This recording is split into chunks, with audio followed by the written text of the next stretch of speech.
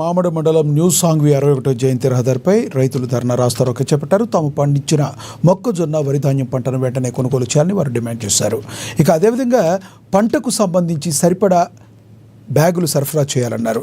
ఈ సందర్భంగా ప్రభుత్వానికి వ్యతిరేకంగా పెద్ద ఎత్తున నినాదాలు చేశారు. విషయం తెలుసుకున్న అధికారులు సంఘటనా స్థలానికి చేరుకుని రైతులకు నచ్చజెప్పి ప్రయత్నం చేసిన ధర్నా విరమించబోమని బైఠాయించారు. ఈ సందర్భంగా రైతులు మాట్లాడుతూ అమ్మేందుకు తీసుకొచ్చి వారం రోజులు గడుస్తున్నా కొనుగోలు చేయడం లేదన్నారు. వర్షాలు పడే అవకాశం ఉన్నందున పంటను వెంటనే కొనుగోలు చేయాలని డిమాండ్ చేశారు.